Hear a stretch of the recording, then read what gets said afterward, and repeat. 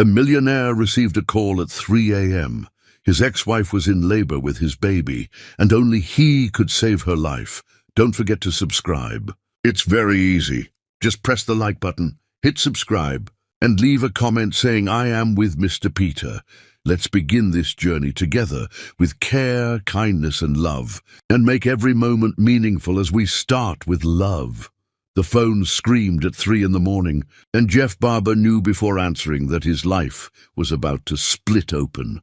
His hand found the device in the darkness, screen too bright against his eyes. Unknown number. He almost declined. Something in his chest tightened, ancient instinct whispering danger. "Mr. Barber?" A woman's voice, clinical and urgent. Speaking. "This is Memorial Hospital. We have Christy Nolan in critical condition. She's hemorrhaging during childbirth. Her blood type is AB negative. Our supply is depleted, and the nearest bank is hours away. You're listed as her emergency contact. Hospital records show you're a match. Can you come immediately?" The words landed like bullets, each one tearing through a different part of him. Christy, childbirth, emergency. His mind couldn't process the sequence. Christy had left him 8 months ago, packed her things while he was traveling, left a note on the kitchen counter that said nothing and everything. He'd called 60 times that first week. She never answered. Eventually, her number disconnected entirely. Pregnant. She'd been pregnant and never told him. "Mr. Barber, we need an answer. Minutes matter." "I'm coming." He hung up before the nurse could respond. His hands shook as he pulled on clothes, not bothering with matching. His mind spun in circles, unable to land on a single coherent thought. The elevator took centuries. The parking garage echoed with his footsteps. His car roared to life, and he drove through empty streets, the city a blur of streetlights and stop signs he barely saw. Pregnant. The word kept repeating, a drumbeat against his skull. Why hadn't she told him? Why had she disappeared so completely that he didn't even know she was carrying his child? His child! The hospital rose ahead, illuminated and cold. He parked crooked across 2 spaces and ran through automatic doors that opened too slowly. The reception desk was empty. He looked around wildly until a nurse emerged from a hallway. "Jeff Barber." "Someone called me." "Christy Nolan." The nurse's face shifted into professional relief. "This way, quickly." She led him through corridors that smelled of antiseptic and fear. They entered a room filled with equipment he didn't recognize. Another nurse appeared with forms, her mouth moving in explanations about procedures and risks. He signed everything without reading, hands moving on autopilot. They sat him in a chair, stuck a needle in his arm. He watched his blood drain into a bag, dark red and purposeful. The nurse said something about pints and replacement fluids. He didn't listen. He stared at that bag, at the piece of himself flowing out to save the woman who'd stopped being his wife, but never stopped being the only person he'd ever truly loved. Time dissolved. A doctor appeared, younger than Jeff expected, exhaustion carved into his features. "The transfusion worked. Mother and baby are stable." "Mother and baby, can I see them?" The doctor hesitated. "She's in recovery, but the baby is in the nursery. Would you like to meet your daughter?" "Daughter?" Jeff couldn't speak. He nodded. They led him to a room with rows of plastic bassinets, each holding a tiny bundle. The nurse walked to one near the window and carefully lifted the infant, bringing her to Jeff with the solemnity of a sacred offering. "This is Dolly." He looked down at the face that would haunt every moment of his remaining existence. She was impossibly small, skin darker than his, eyes closed in perfect peace. She had Christy's nose, his mother's cheekbones, lips shaped like a question mark. He'd never held anything so fragile. Terror and wonder fought for dominance in his chest. The nurse guided his arms into position, showing him how to support her head. Dolly shifted, made a sound softer than breathing. Jeff's vision blurred. He blinked hard, trying to memorize everything. The weight of her, the warmth, the way her fingers curled into tiny fists. He stood there, swaying slightly, counting her breaths. The clock on the wall marked time passing, each minute both eternal and devastatingly brief. Eventually, a different nurse entered. Older, gentler. "Mr. Barber, Miss Nolan is awake. Would you like to see her?" He wanted to say yes, wanted to demand answers, wanted to fall to his knees and beg her to explain why she'd cut him out so completely that he'd missed this. But something in the nurse's expression stopped him. "Is she asking for me?" The nurse looked away. "She's been informed you're here." That wasn't an answer. They walked to the recovery room. The door was open. Jeff could see Christy lying in the bed, connected to monitors, her face turned toward the window. Even exhausted, even damaged by what she'd just survived, she was the most beautiful thing he'd ever seen. He stepped inside. Her body went rigid. Christy. She turned her face away, toward the wall, away from him. The rejection was physical. A door slammed in his face with such finality that he stepped backward. A nurse touched his elbow, gentle but firm. "Perhaps we should give her some rest. She's been through significant trauma." Jeff looked at Christy's rigid back, at the monitors tracking her heartbeat, at the IV delivering fluids to replace what she'd lost. His blood was in her veins now, part of him keeping her alive. And she couldn't even look at him. He returned to the nursery. The nurse let him hold Dolly again. He counted her fingers, traced the delicate shell of her ear, pressed his lips to her forehead, and whispered promises he had no right to make. "I'll do better. I swear I'll do better. Whatever I did, whatever broke us, I'll fix it. I'll be the father you deserve. The man your mother needed." Dolly slept through his confession, unaware that her existence had just detonated everything he thought he understood about his life. When the nurse finally insisted he leave, that visiting hours were over, he placed Dolly back in her bassinet with trembling hands. He stood there memorizing the curve of her cheek until security appeared in the doorway. He walked to his car in a daze, sat behind the wheel as dawn bled across the sky, pink and gold and merciless. His phone had 17 messages. He deleted them all without listening. Christy had carried his daughter alone, given birth alone, nearly died alone. And when he'd finally appeared, finally been close enough to touch, she'd turned her face to the wall. Whatever he'd done to drive her away hadn't been forgiven by distance or time. It had calcified into something harder, something that looked like hate but felt worse. He sat there until the sun fully rose, bloodless and broken, staring at a hospital he wasn't allowed to re-enter, wondering how a man saves someone's life and still ends up completely, irreversibly lost. Chapter 2. The Truth He Earned. Jeff spent 3 weeks piecing together why she ran, and every answer was a mirror. He didn't hire investigators or demand explanations from mutual friends. He simply sat in his home office and reviewed his marriage like a crime scene, searching for the moment everything went wrong. Except there was no single moment. Just years of small cuts, each one barely noticeable until Christy was bleeding out and he was the one holding the knife. He found old emails first. Messages from Christy about opening her own design studio, asking his opinion on locations and budgets. His responses were terse, dismissive. "Seems risky right now. Maybe wait." As if her dreams had an expiration date he controlled. He scrolled through more. Found the message where she'd sent him mock-ups of her logo designs, asking which one felt right. He'd replied 2 days later with "looks fine" and nothing else. No enthusiasm, no encouragement, just dismissal wrapped in 2 words that said he hadn't really looked at all. There was an email thread about a gallery opening she wanted to attend together.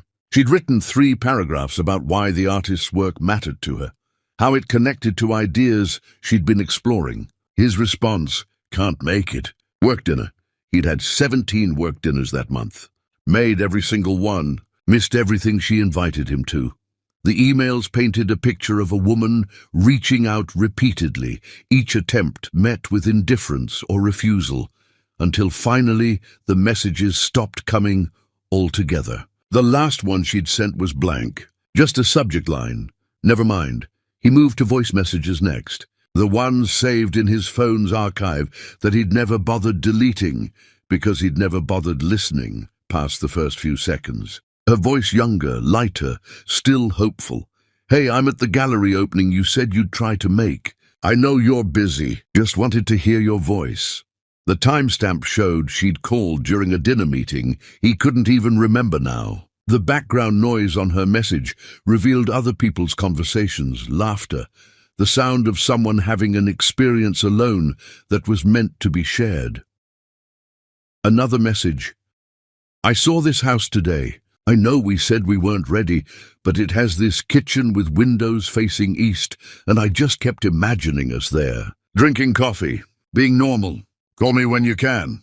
He never called back, never asked about the house, never acknowledged that she'd spent time dreaming about their future while he was too preoccupied with his present. There were photos next, stored in the cloud, organized by the algorithm into helpful categories. Events. He clicked through, found Christy in dozens of pictures, always positioned just slightly outside the main group.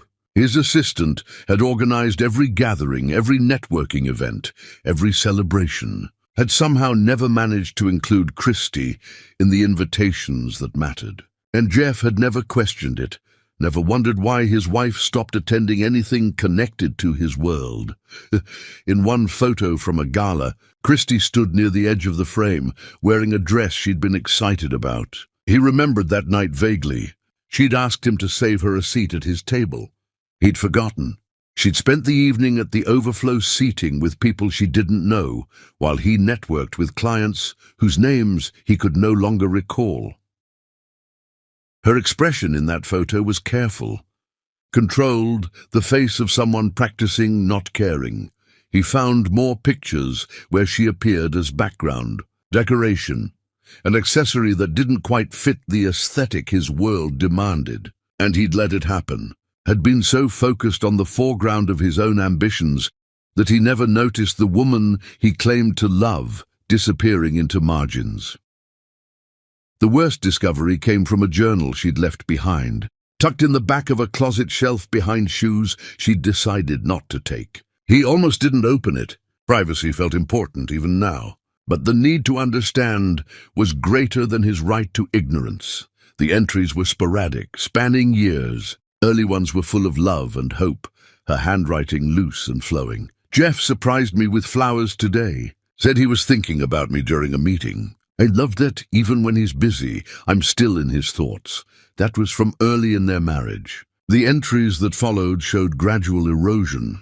Asked Jeff if he thought I should take the consulting offer. He laughed and changed the subject. "I don't think he meant to hurt me. I don't think he even heard the question." Another party without me. His assistant apologized, said the invitation list was finalized before she remembered I existed. This is the fourth time. When does forgetting become intentional? I told him I felt invisible. He said I was being dramatic, that I knew he loved me, that I shouldn't need constant reassurance. But wanting to be seen by your husband isn't reassurance. It's basic. He loves me. I know he does. But love without respect is just pretty words. And I'm so tired of words that don't become actions. The final entries were shortest, resigned. I asked him today if he even likes me anymore. He'd looked confused, like the question didn't make sense. That's when I knew. You can't miss what you never really saw. I'm leaving, not because I stopped loving him, because staying is teaching me to accept being small. And I wasn't born small. He made me that way. Time to remember who I was before I learned to shrink. The last entry was just a date, the day she left, and 3 words, I choose me. Jeff read until he couldn't see the pages anymore, tears making the ink blur. He'd done this. Every moment of loneliness, every instance of feeling small in her own marriage, he'd handed her those wounds personally, not through cruelty or malice, but through indifference. Through treating her presence as guaranteed, her needs as negotiable, her worth as secondary to everything else he deemed important. The phone calls came next. He tried her number first, knowing it was disconnected but needing to try anyway. Dead air. He asked a former colleague who'd stayed friendly with Christie for her new contact information. The woman's voice turned cold. "She doesn't want to talk to you, Jeff. I need to apologize. You had years to apologize. You have a daughter now. Maybe focus on being better for her instead of trying to ease your conscience with Christie. This isn't about my conscience. This is about her knowing I finally understand. Understanding after someone leaves isn't understanding. It's regret, and she's had enough of you to last a lifetime." The line went dead. He found Christie's address through the hospital records he still had access to. A modest apartment in a neighborhood he'd never visited. Trees lining quiet streets where children played on sidewalks. He drove there on a morning when rain made everything grey and soft. The world muted and forgiving in ways he didn't deserve. Her car was parked outside, older than he expected, a practical vehicle that prioritized function over image. She'd always driven nice cars during their marriage because he'd insisted appearances mattered. This car said she no longer cared what anyone thought. He waited, engine running, practicing words that felt insufficient. Everything he wanted to say sounded hollow when he rehearsed it aloud. "Sorry, felt too small. I understand, felt too late. I'll change, felt too much like a promise he'd already broken repeatedly." Finally, the apartment door opened. Christie emerged with Dolly strapped to her chest in a fabric sling, both of them bundled against the weather.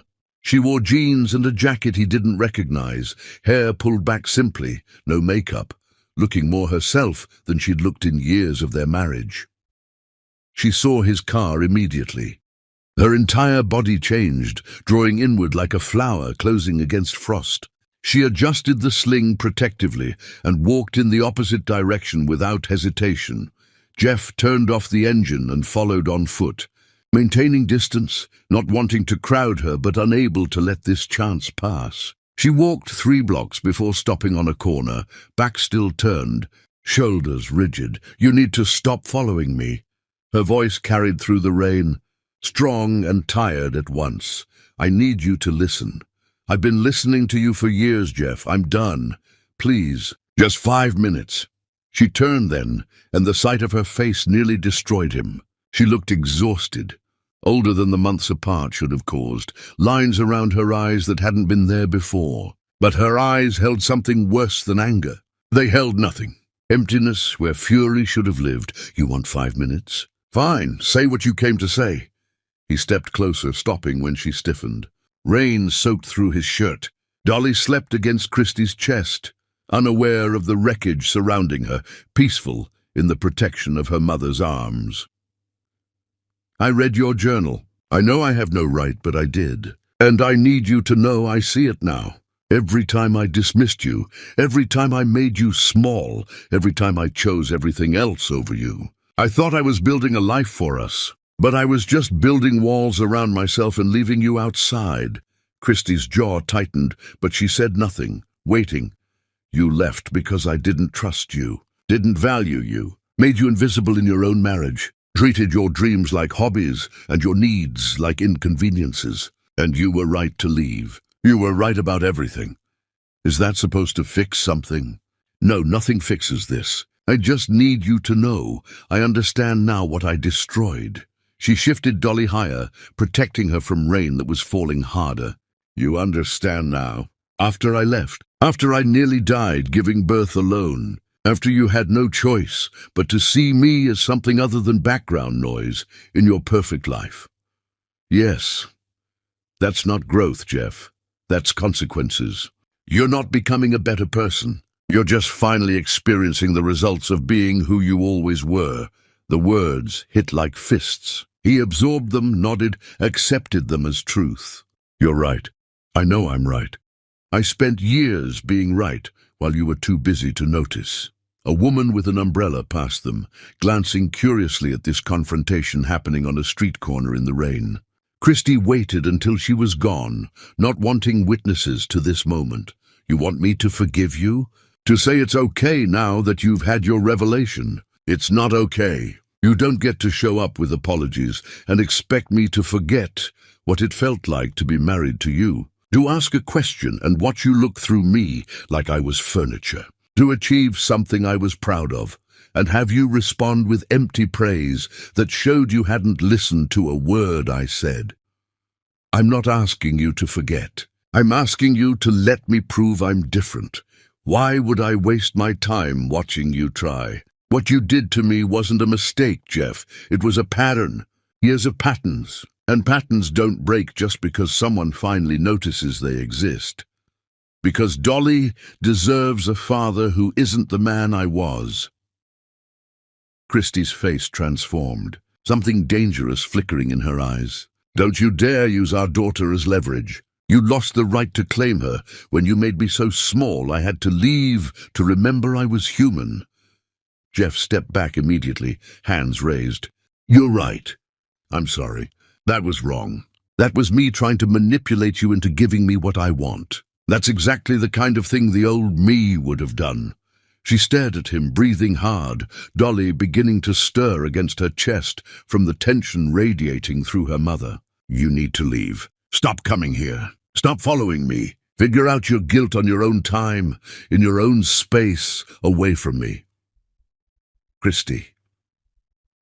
No, you weren't ready to hear this before.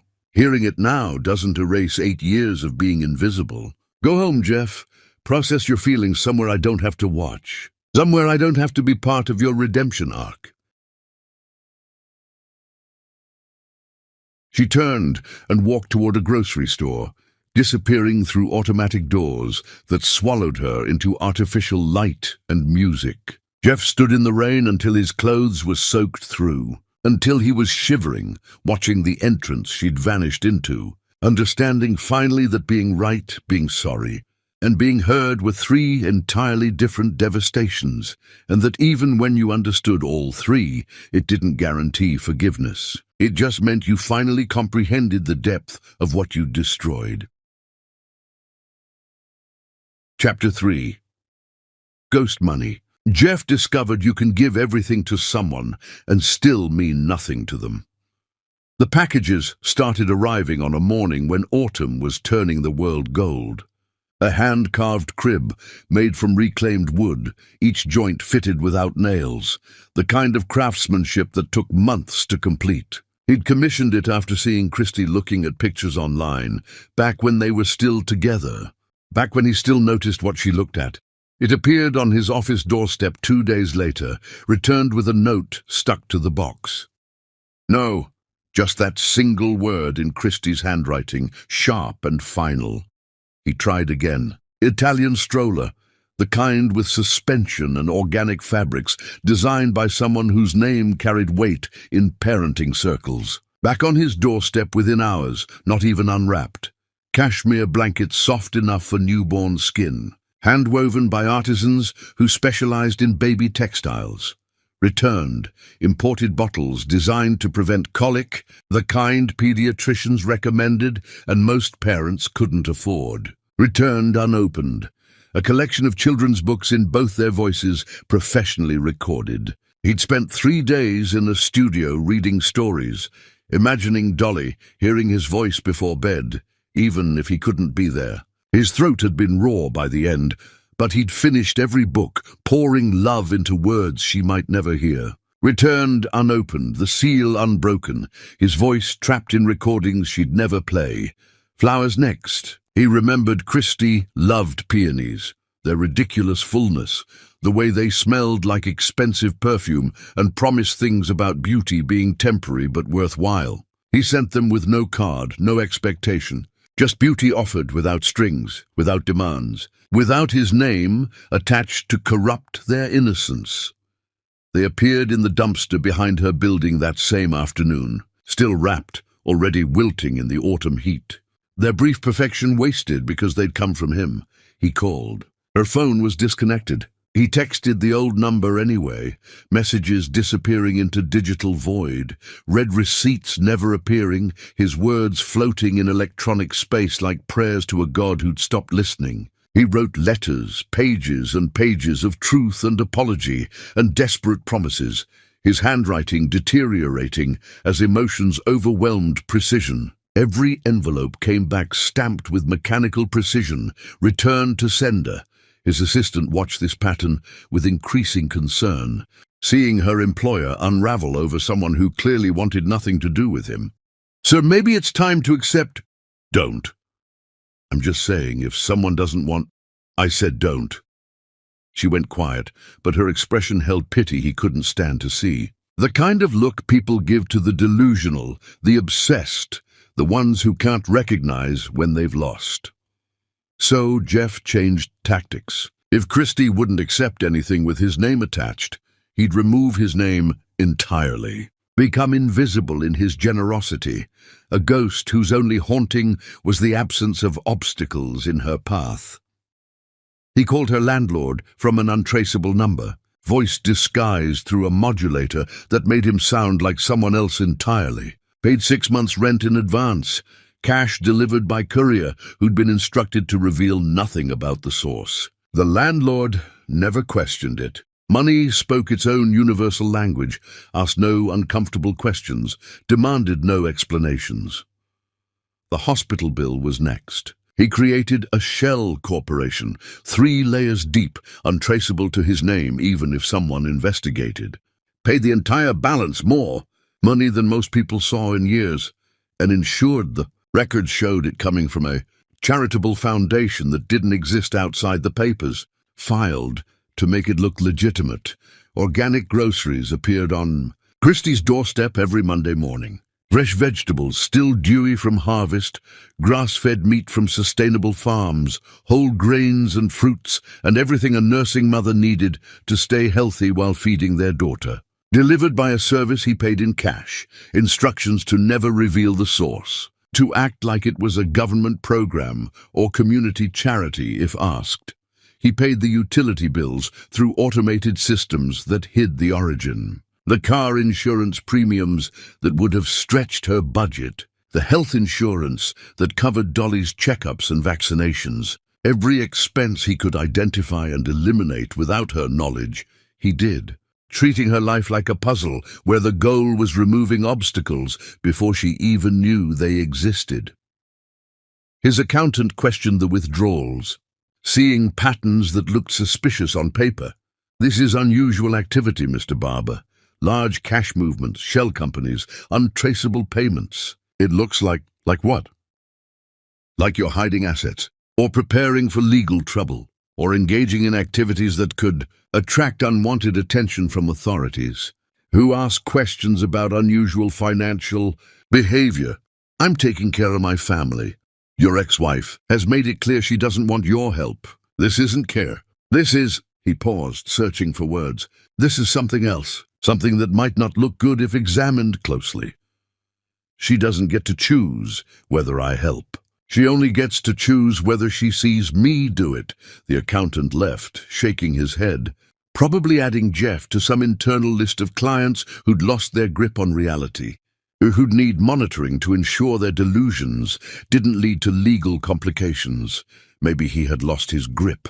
Maybe this was madness, wearing the face of love. Late at night, Jeff drove past Christie's apartment, not stopping, not lurking in ways that would attract police attention, just passing by slowly enough to see the lights on in her windows. He imagined Dolly sleeping in a room his money had helped maintain, wrapped in safety he'd purchased anonymously, breathing easier because he'd cleared obstacles she'd never know existed. The building was old but well-maintained now.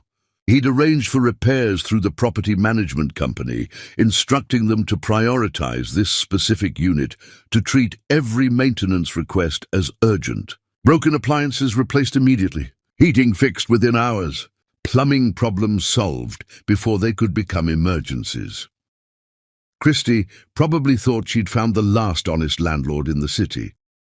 Jeff didn't correct the assumption. It should have felt good, noble even. Instead, it felt like drowning, like being in the same ocean as someone you love, but separated by currents too strong to swim across, able to see them, but never touch, watching them survive without knowing you're there, keeping sharks at bay. His assistant entered his office one morning to find him staring at his phone, at a bank statement showing another substantial transfer. Numbers that would change most people's lives, rendered meaningless by the fact that the recipient would never know they came from him. Another payment? Good medical equipment. Dolly's pediatrician suggested tests for something. Expensive ones that insurance won't fully cover. Christy shouldn't have to choose between thorough care and financial stability. How do you even know what her pediatrician suggests? Jeff didn't answer. Couldn't explain that he'd called the office pretending to be updating emergency contacts, had sweet-talked a receptionist into mentioning upcoming appointments and concerns. It sounded insane even to him, this level of surveillance disguised as care, this monitoring that crossed every reasonable boundary while somehow feeling necessary. Sir, this has to stop. You're hemorrhaging money on someone who's blocked you from her life. It's not healthy. It's obsessive. Health isn't the goal. Then what is? Penance, provision, being present in the only way she'll allow, which is not being present at all. The word hung between them, heavy and final. Explanation that explained nothing. His assistant gathered her things quietly, the gesture of someone preparing to leave more than just the room. I think you need to talk to someone. A professional. Someone who can help you process what you're going through and maybe establish healthier boundaries. I talk to professionals constantly. They manage my money, my properties, my legal obligations. They help me hide my involvement so the people I love can benefit without the burden of gratitude. I mean someone who can help you process the emotional component. A therapist, a counselor. Someone who specializes in helping people move forward instead of remaining trapped. I don't need processing. I need Christy and Dolly to have everything they require without the burden of accepting it from me. That's all I need. That's the only thing that makes any of this bearable. She left without another word, resignation implicit in her posture. Jeff returned to his routine of invisible generosity. Payment after payment, gift after ghost gift, all the love he couldn't give directly transformed into resources that appeared like magic. He was everywhere in their lives and nowhere, present in every comfort, absent from every moment that mattered. The world saw a billionaire with too much money and no sense, someone whose grief had curdled into something unhealthy. Christy saw nothing. She never acknowledged the payments, never questioned where the money came from, never looked at her suddenly easier life and wondered about the invisible architect behind her good fortune. Maybe she thought she was luckier than she'd realized. Maybe she assumed government assistance or charity from community organizations. Maybe she simply didn't have time to investigate blessings that arrived without explanation. Too busy surviving single parenthood to question why survival had suddenly become less brutal. Jeff told himself it didn't matter whether she knew. That providing was enough. That love didn't require recognition to be real, didn't need acknowledgement to have value. But late at night, sitting in his car outside her building, watching those lit windows and imagining the life happening behind them, he wondered if love that went unacknowledged was still love. Or just elaborate haunting disguised as devotion. The world called him a billionaire. Christy would call him nothing because she didn't know he was there, didn't know his name was written in invisible ink on every aspect of her survival. And Jeff existed in the space between those two truths. Giving everything he had to people who would never know his name was the reason their lives had suddenly become manageable. Some people built monuments to be remembered. Jeff built infrastructure to be forgotten, and both in their own way were forms of immortality. Chapter 4. The Vigil. Obsession wore Jeff's face now, but the papers called it philanthropy. He knew Christie's routine better than he'd ever known it during their marriage, which said everything about who he'd been versus who he was becoming. Morning walks started when the sun rose pale over the neighborhood, Dolly bundled against her chest in that fabric sling. Always the same route, down Maple Street, around the park with the old oak trees, stopping at the coffee shop on the corner where the barista knew her order without asking. Jeff positioned himself carefully, strategically, like a general planning campaigns, except the only territory he wanted was proximity. Different locations each time to avoid pattern recognition, never close enough to be noticed, always close enough to see. He bought a camera with a zoom lens, told himself it was for documentation, not stalking. The distinction felt important, even if it wasn't real, even if legally and morally the difference was negligible. Thursday mornings they went to the park. Christy would spread a blanket under the oak trees, whose roots had broken through sections of pathway, and let Dolly explore the grass, tiny hands grabbing at dandelions and clover, while Christy read books that made her frown in concentration. Psychology texts, business strategy guides, novels with worn covers that suggested rereading. Jeff watched from his car, parked 50 yards away behind a row of hedges, and memorized the way sunlight caught in Christy's hair, the way she'd pause her reading to check on Dolly, the way she seemed more relaxed here than she'd ever been in their expensive home. Weekends were harder to navigate. They'd go to a farmer's market downtown, Christy buying vegetables and fresh bread, while Dolly watched everything with enormous eyes that absorbed the world like it was all new and fascinating. Jeff followed on foot, always 2 stalls behind, pretending to examine apples he'd never buy while actually watching his daughter experience the world he wasn't part of. He learned which vendors Christy preferred, which ones would give Dolly small treats when her mother bought produce, which corners of the market she avoided because they were too crowded for comfortable navigation with a baby. He saw Dolly's first steps through that camera lens, witnessed milestone he'd never been meant to see. Christy had been sitting on a bench at the park, and Dolly pulled herself up using the bench slats, determined concentration on her infant face. She took 3 wobbling steps before falling onto grass, the impact soft enough not to hurt. Christy's face transformed into pure joy, the kind of expression Jeff had rarely inspired in their entire marriage. His hands shook so hard he nearly dropped the camera, but he managed to capture the moment. Proof that his daughter was growing even as he remained frozen in position of permanent observer. He had the photo printed and framed, kept it on his desk where no one would ask questions because no one came to his office anymore. Just him and an image of a moment he'd stolen, beauty he had no right to possess. His professional life began collapsing around him like a building losing structural integrity. Meeting requests went unanswered for days. Investment opportunities passed while he sat in parked cars watching his former family exist without him. His assistant resigned with barely concealed frustration, unable to watch him deteriorate, unable to enable behavior she clearly thought was unhealthy. His board of directors started making noise about leadership concerns, about fiduciary responsibility, about whether someone this distracted could be trusted with the empire he'd built. He didn't care. An acquisition opportunity emerged, the kind that happened once in a career, the kind that could double his wealth and cement his legacy in industries that mattered. The meetings were scheduled in another city, 3 days of negotiations that couldn't be postponed without killing the deal entirely. Lawyers had been preparing for months. His team had mapped every strategy, anticipated every complication. He cancelled everything.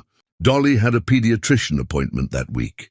He needed to be nearby in case something went wrong, even though Christy didn't know he was there, even though he couldn't help if trouble actually came, even though his presence was entirely symbolic and ultimately useless. The deal fell through, cost him more money than most people would see in multiple lifetimes. His board was livid, threatened to remove him, questioned his competence and commitment. He didn't attend the emergency meeting they called, sent a brief email explaining nothing, offering no justification they'd understand, because how could he explain that watching his daughter breathe mattered more than any amount of money? That being close enough to potentially help, even if help never materialized, felt more important than accumulating wealth he'd never need. Journalists noticed his absence from galas and conferences, from the mandatory performances of success that powerful people staged for each other. A reporter wrote a profile piece titled "The Vanishing Billionaire," that speculated about health problems, substance abuse, secret families overseas. All of it wrong. All of it failing to understand the simple truth that he'd found something more valuable than wealth or power or reputation. He'd found distance that let him see his daughter grow, even if she'd never know he was watching. Found purpose in protection she'd never acknowledge. Found meaning in the negative space of his own absence. His mother called, voice sharp with worry and thinly veiled anger. "Jeffrey, what's happened to you? People are saying terrible things. You need to make a statement, show your face, remind everyone who you are and why you matter. I know who I am." "Then why are you acting like a man who's lost everything, like someone defeated?" "This isn't the son I raised because I have lost everything. Or I never had it to begin with. I'm still determining which is worse. You're one of the wealthiest people in the country. You haven't lost anything except your mind, apparently. I lost my family. My wife, my daughter's first months. Every moment that mattered while I was chasing things that didn't. Silence stretched between them, expensive and uncomfortable. Finally his mother spoke, voice gentler but no less concerned. "Then get them back. I'm trying, by disappearing, by letting your life fall apart, by becoming the subject of speculation and pity." "That's not trying, Jeffrey. That's giving up while pretending otherwise. By being close enough to help if they need me, by watching to ensure they're safe, by protecting them from distance since I forfeited the right to do it from nearby. Jeffrey, that's not helping. That's haunting. There's a difference, and you used to be smart enough to know it." He hung up before she could say more. Before she could articulate what he already knew, that he'd crossed lines normal people didn't cross, that his behavior looked pathological to anyone outside his particular grief.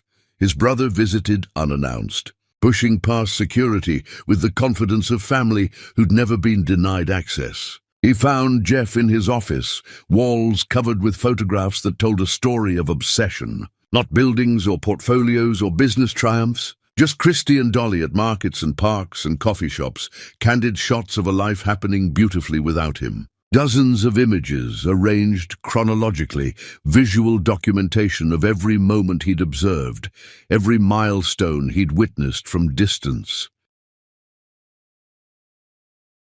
His brother stared at the walls, face draining of color, as he absorbed the scope of what Jeff had been doing. "Jeff, this isn't healthy. This is..." He struggled for words. "This is surveillance. This is obsession. This is not normal behavior by any reasonable standard. I'm not interested in normal. Normal is what I was during my marriage, and normal destroyed everything. You need help. Professional help. This is beyond what friends or family can address. This requires intervention from someone trained to deal with..." He gestured at the walls. "Whatever this is..." Jeff turned from the window where he'd been watching the city, watching people move through their normal lives with their normal problems. "When you love someone and lose them through your own stupidity, tell me what normal behavior looks like. Tell me the appropriate amount of regret. Tell me when it's acceptable to stop trying. Tell me what I should be doing instead, moving forward. Accepting reality, getting therapy, meeting new people, rebuilding your life around something other than someone who's made it clear they want nothing to do with you." She hasn't made anything clear. She's surviving, processing, protecting herself and our daughter from the person I was. That's not rejection. That's self-preservation. And I don't fault her for it. It's been months, Jeff, half a year of this. If she wanted reconciliation, she'd have reached out. Her silence is an answer. Her silence is trauma. And I won't rush her healing just because I'm uncomfortable with patience.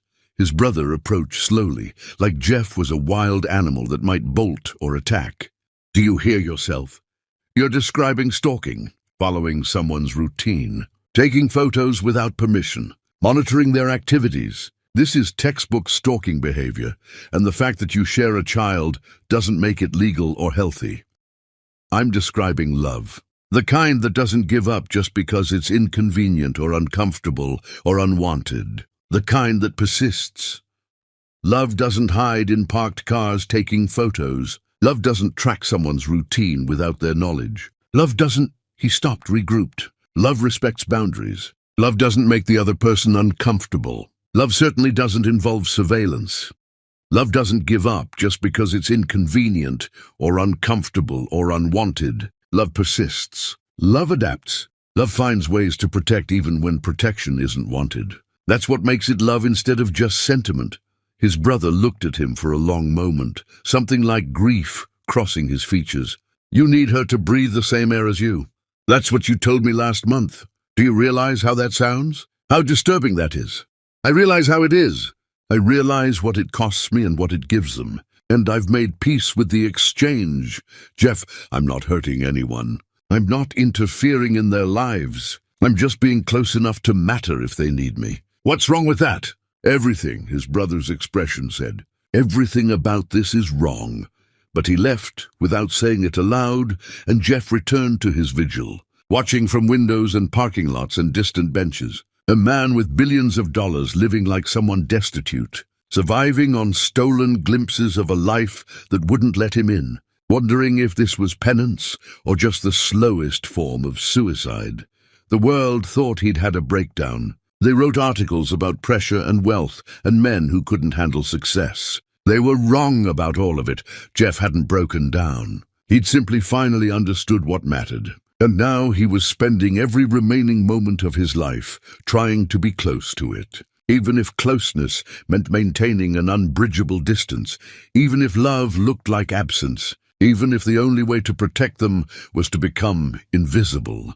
A man with 18 billion in assets lived like a beggar now, surviving on stolen glimpses of a life that wouldn't forgive him. And he'd never felt richer or more desperately poor at the exact same time. Chapter 5. The Hospital Run. Fate gave Jeff one chance to hold his daughter again, and he took it like a thief in the night. Winter had arrived sharp and sudden, the kind of cold that made breath visible and bones ache. Jeff sat in his car outside Christie's building, heater running, watching snowflakes accumulate on the windshield. It was late, later than his usual vigils, but something kept him there. Instinct, maybe. Or the universe finally offering mercy. The apartment lights had been steady all evening. Then suddenly they started flashing. Not like someone playing with switches, rapid, panicked, the kind of signal people make when they're desperate and don't know what else to do. Jeff's entire body went rigid. Something was wrong. He was out of the car before conscious thought, running across the street, taking stairs 3 at a time. Her apartment was on the 3rd floor. He'd never been inside, but he'd memorized the number. He pounded on the door. Christy! Christy, it's Jeff. The door flew open. Christy stood there, eyes wild, phone in one shaking hand. I can't. The car won't start and she's burning up and I can't. Behind her he could hear Dolly crying, a sound that didn't match her usual fussing. This was different. In pain or fear or both. Let me help. Christy looked at him, barriers crumbling in real time. She nodded once, sharp and desperate. Jeff moved past her into an apartment he'd never been invited to enter. Dolly lay on the couch, face flushed dangerous red, body shaking despite the blankets wrapped around her. He didn't ask permission, just scooped her into his arms, blankets and all, feeling heat radiate through fabric like she was burning from the inside. Christy grabbed her purse and they ran, all 3 of them, downstairs and through cold air to his car. He buckled Dolly into the back seat, Christy climbing in beside her, and then he drove like someone racing the end of the world. Red lights became suggestions. Speed limits were irrelevant. The hospital was across town, but he made it in what felt like both seconds and centuries.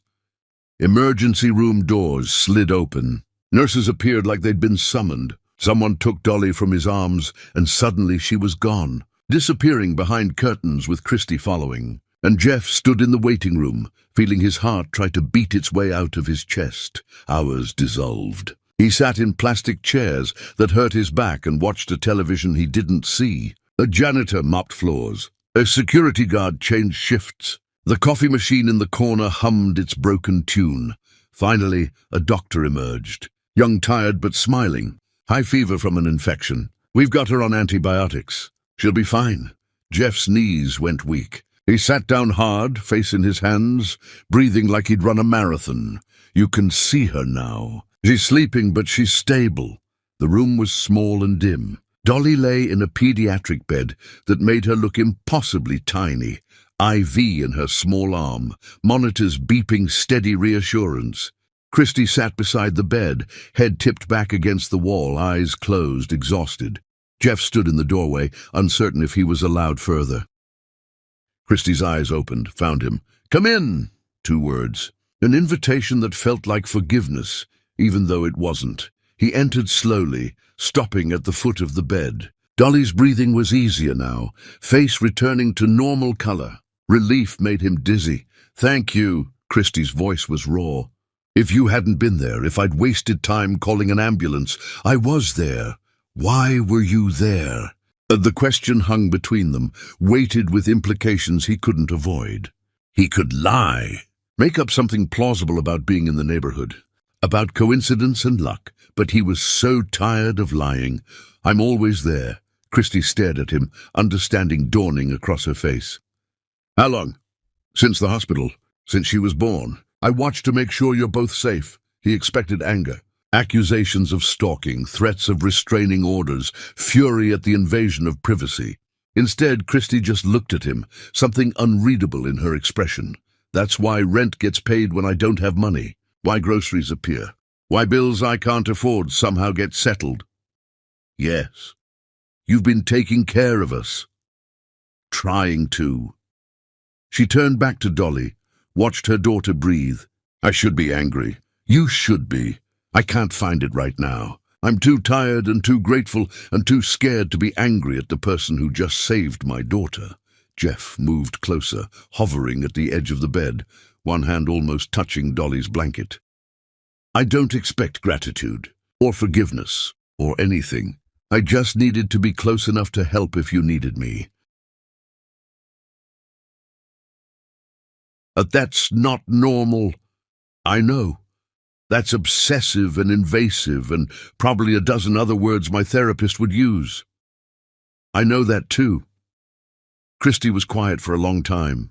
The monitors beeped. Somewhere down the hall, a baby cried. Finally she spoke, voice barely above a whisper. "You really have changed. I've had to. The Jeff I married would have sent money and felt like he'd done enough. He wouldn't have sat in parking lots watching to make sure we were safe. He wouldn't have run up 3 flights of stairs because lights were flashing. The Jeff you married was an idiot who didn't know what he had until it walked out." She almost smiled, almost. "What are you now? Someone trying to earn back something he doesn't deserve." Dolly stirred, made a small sound, settled back into sleep. Jeff's hand finally made contact with the blanket, fingertips brushing fabric that covered his daughter. "Stay." Christy's voice was firm. "Until she wakes up, stay." Jeff looked at her, searching for tricks or traps, found only exhaustion and a mother's desperate need to not be alone while her child recovered. "Okay." He pulled a chair close and sat down, never quite touching anything, but close enough to feel their presence. Christy's eyes closed again. Her breathing deepened into sleep, body finally releasing the terror that had gripped it. Jeff stayed awake, watching both of them, one hand hovering near Dolly's bed like a blessing he didn't have the right to give. He memorized everything, the rise and fall of their breathing, the way Dolly's fingers curled even in sleep, the way Christy's face softened when fear released her. Dawn came slowly, pale light creeping across linoleum floors. Nurses changed shifts. Breakfast carts rattled past. Dolly began to wake, eyes fluttering open, focusing slowly. She saw Jeff and didn't cry. Just looked at him with her enormous eyes, studying him with a child's perfect attention. Before she was fully conscious, before Christy woke, Jeff stood. He found paper and pen at the nurse's station. Wrote quickly, "I was here. I always will be." He left it on the windowsill where morning light would find it. Then he walked out, before anyone could wake and ask him to explain what he couldn't quite put into words. In his car, he sat motionless, watching the hospital entrance, knowing Christy would wake soon and find Dolly safe and him gone, wondering if absence could ever be its own kind of love. Christy woke to find Dolly smiling, a note that cracked something inside her chest, and the absence of the man who'd saved her child twice now. and she couldn't decide which hurt more. The years he'd been absent when she needed him, or the way he'd become present only after she'd learned to live without him. Chapter 6. The Transformation No One Believes. People kept asking what happened to Jeff Barber, and the answer was simple: he stopped pretending.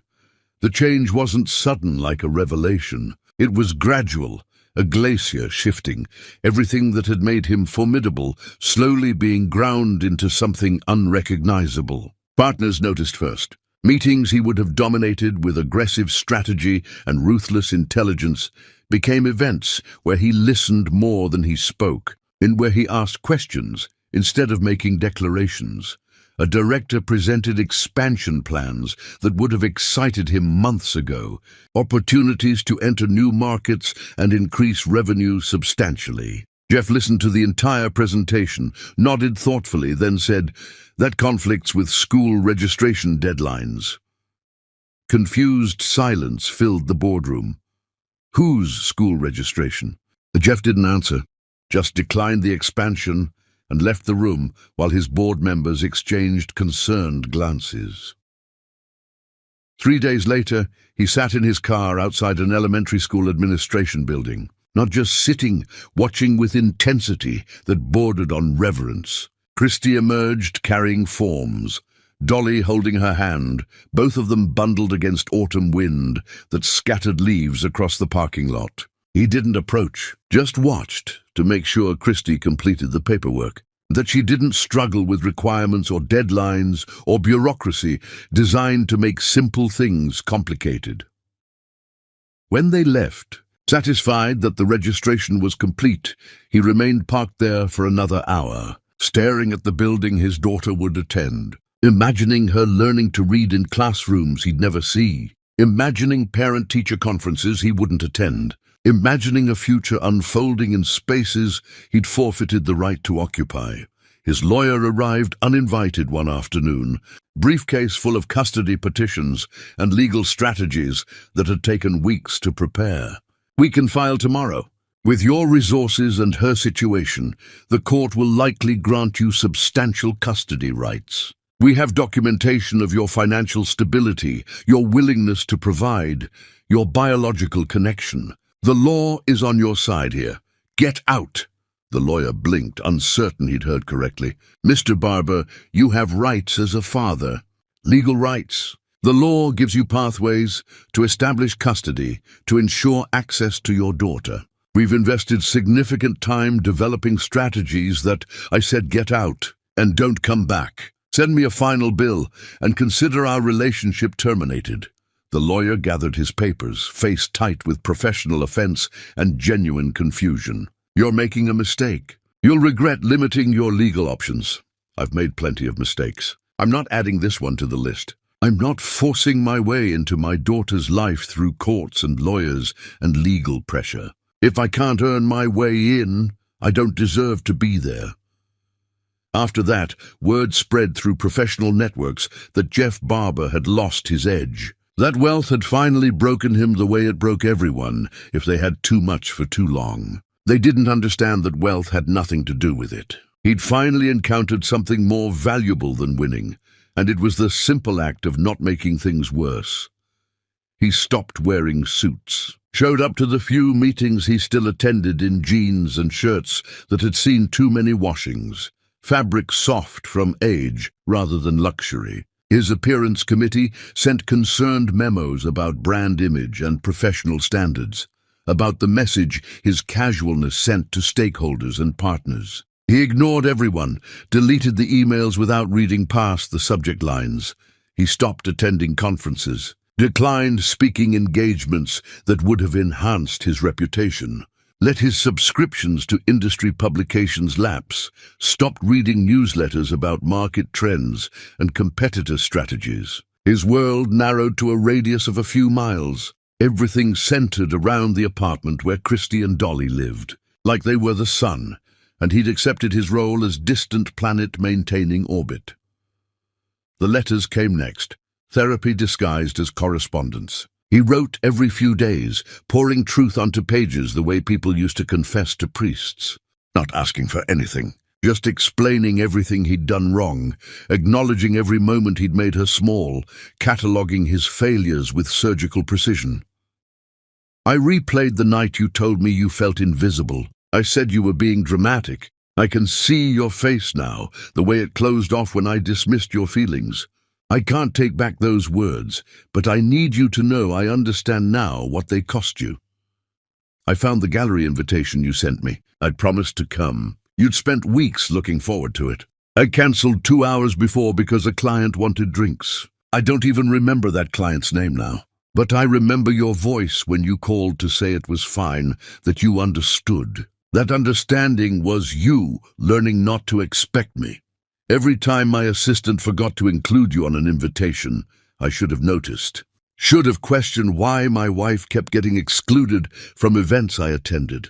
Should have made your presence non-negotiable. Instead, I accepted explanations about finalized lists and limited space. I chose convenience over you repeatedly until you stopped asking to be included. He mailed them knowing they'd be returned. Watched them appear on his doorstep days later, envelopes unopened, his confessions unread. He kept writing anyway, because the act of articulating his understanding felt important, even if no one ever read the words, even if they were just exercises in self-awareness destined for disposal. Twice a month, he went to her door, knocked quietly, not pounding, not demanding. Waited while she decided whether to open it, respecting whatever choice she made. Sometimes she did, stood in the doorway with arms crossed, listening while he spoke, her expression neutral and evaluating. I understand now why you left. How I made you feel like furniture in your own life. How I prioritized everything over you and called it ambition when it was really just selfishness. I'm sorry. I'll always be sorry. Not because I want you to absolve me, but because you deserve to hear someone acknowledge what they did wrong. Christy never invited him in, never responded beyond the bare minimum, nods, occasional questions, mostly silence, but she listened, and that felt like more than he deserved.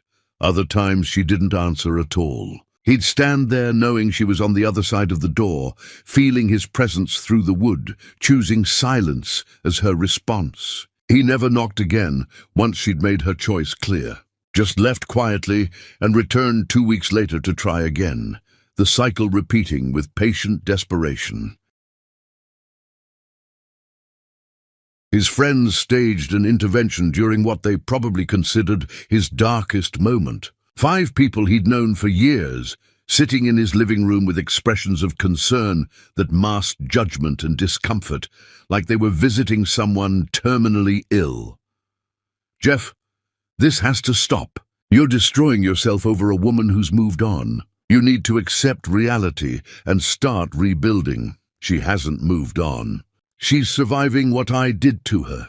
That's different. Moving on implies choice.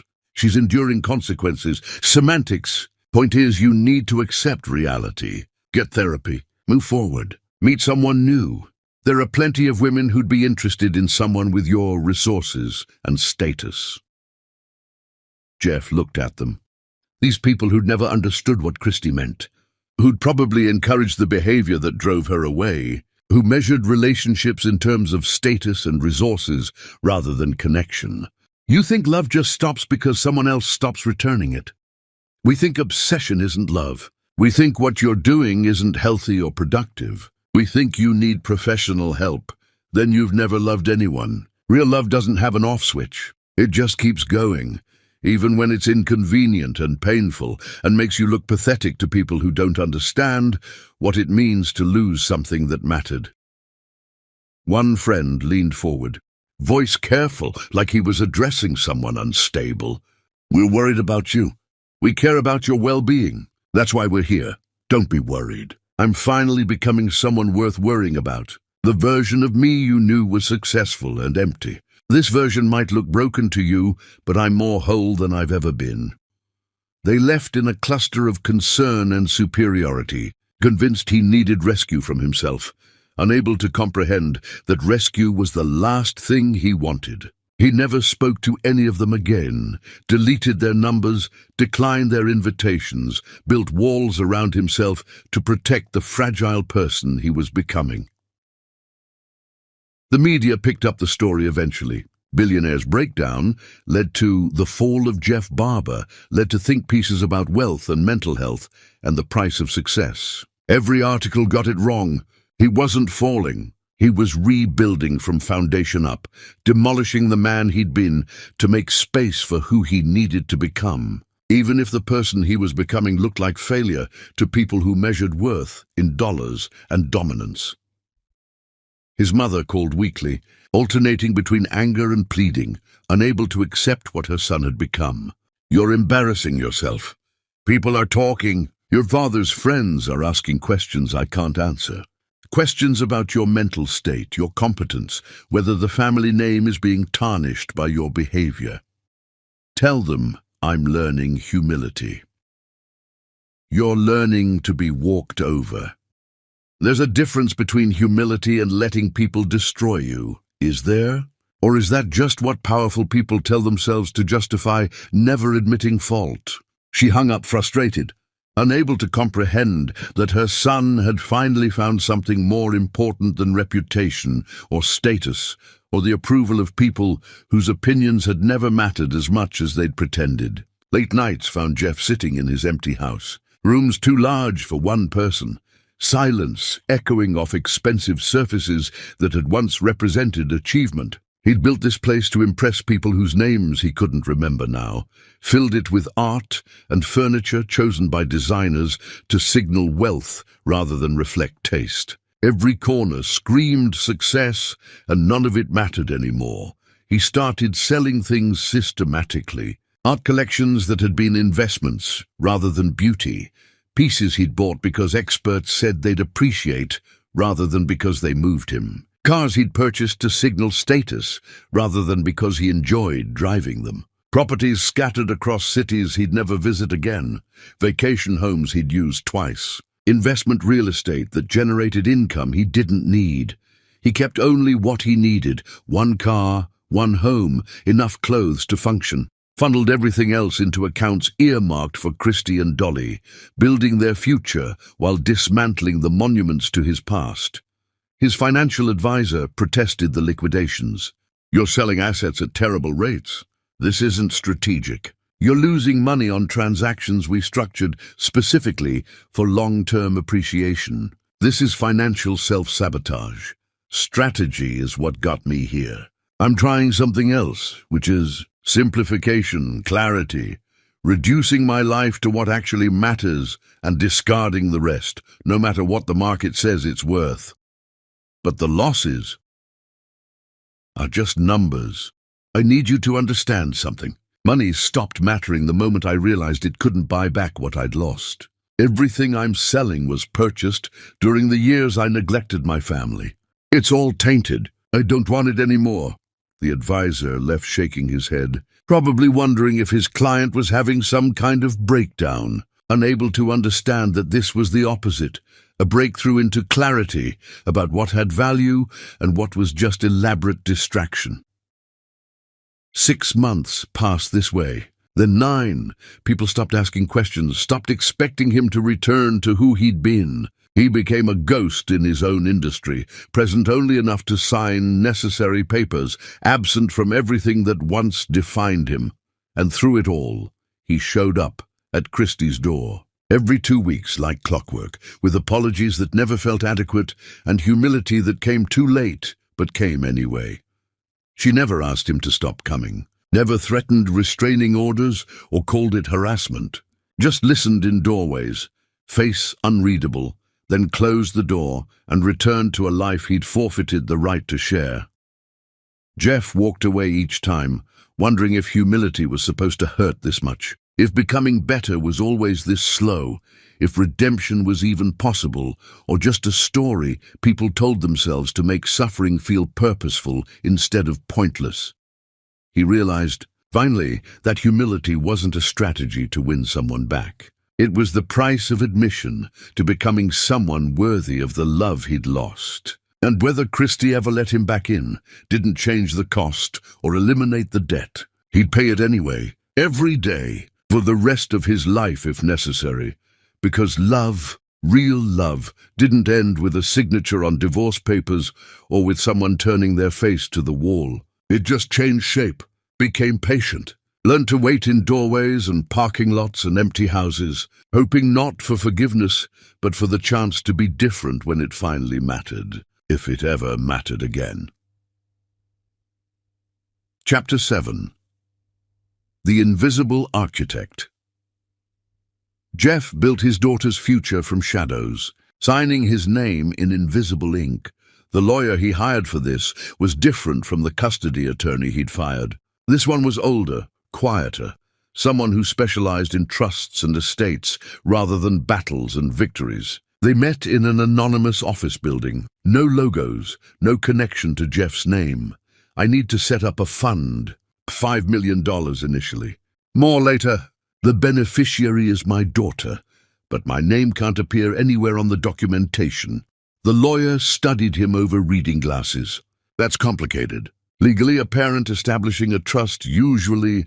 I don't care about usually. I care about possible. Why the secrecy? Because if she knows it comes from me, her mother will refuse it. And my daughter deserves a future that isn't limited by my past mistakes. The lawyer made notes, asking questions about distribution schedules and management structures. Jeff answered mechanically, focused not on the details, but on the principle. Dolly would have education covered, medical care, a house when she was older.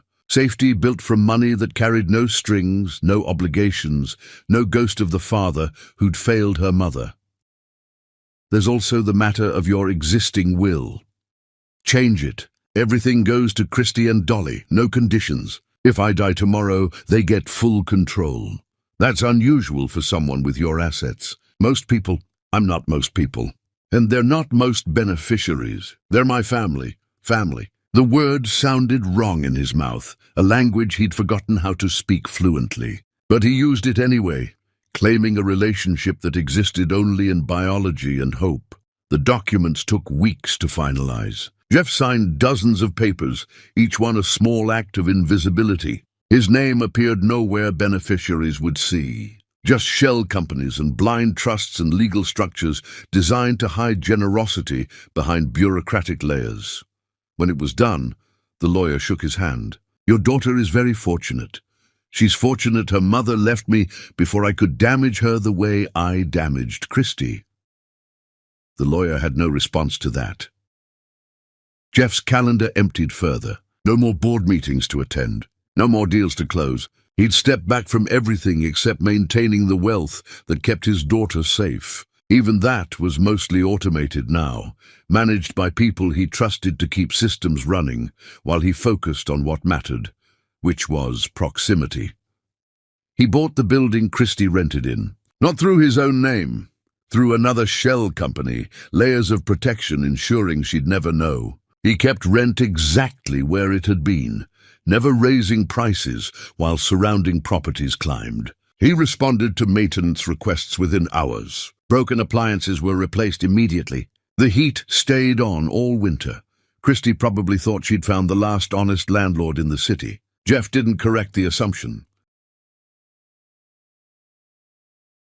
He funded the community center where Dolly attended playgroups. Anonymous donation, large enough to upgrade equipment and hire better teachers, but not so large it raised questions.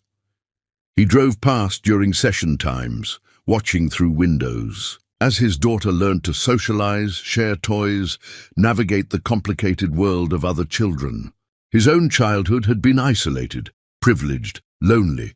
He wanted different for Dolly, wanted her surrounded by friends and experiences and the kind of rich, normal life he'd never known how to value until he'd destroyed his chance at having it. The board of his company voted him out eventually. Unanimous decision. He'd become a liability, they said. Absent leadership, distracted priorities. His assistant delivered the news with pity in her eyes. I'm sorry, Mr. Barber. Don't be. They're right. What will you do now? Same thing I've been doing, just with more time. He signed the resignation papers without protest, kept enough stock to remain wealthy, but released operational control. Let other people run the empire, while he focused on being present in ways that didn't require acknowledgement or gratitude. His lawyer questioned the decision. You built that company from nothing, and you're just walking away. I didn't build it from nothing. I built it from Christie's neglected dreams and stolen time and all the moments I should have been present, but chose ambition instead. So yes, I'm walking away, because the company was never the point. It was just the excuse I used to avoid being real. Evenings found him restructuring everything. Bank accounts funneling into trusts. Property deeds transferred to shell companies that would eventually benefit Christie. His entire life became an exercise in strategic invisibility, wealth deployed like weapons against circumstances that might hurt his daughter. He paid for things Christie didn't know needed paying. Medical insurance premiums, car repairs scheduled before problems became emergencies. College savings accounts opened years too early. Every gap in her safety net he filled. Every potential crisis he defused before it could detonate. Friends asked what he did all day now that he'd stepped back from everything. He told them he'd become an architect. They assumed buildings. He didn't correct them, but what he built wasn't physical. It was invisible infrastructure, support systems that held Christie and Dolly up without them ever seeing the scaffolding. Love expressed not through presence, but through absence of obstacles. Late one night, sitting in his too-large house, Jeff wondered if this was enough, if providing without being present was just another kind of failure. If love that never made itself known was still love, or just elaborate cowardice. He didn't have answers. Just the certainty that Dolly deserved every advantage he could give her, and Christie deserved freedom from the man who'd made her so small. If the only way to give them both what they needed was to be everywhere in their lives and nowhere in their awareness, then that's what he'd do. Build foundations they'd never see. Sign his name in invisible ink. Be the father who loved completely from a distance, because coming closer would just cause more damage. Some people left legacies in buildings or businesses or innovations that changed industries. Jeff's legacy would be simpler. A daughter who grew up safe, a woman who survived what he'd done to her and thrived anyway. Infrastructure he built knowing he'd never be thanked for constructing it. He could live with that, had to live with that. Because the alternative was doing nothing, and after everything he'd already failed to do, inaction felt like a sin worse than any mistake he'd made. So he kept building, kept signing documents, kept creating safety from shadows, and told himself that love didn't require witnesses to be real, that provision without recognition was still service, that being a father meant doing what was right for your child, even when, especially when, she'd never know you did it. Chapter 8. The Price of Her Name.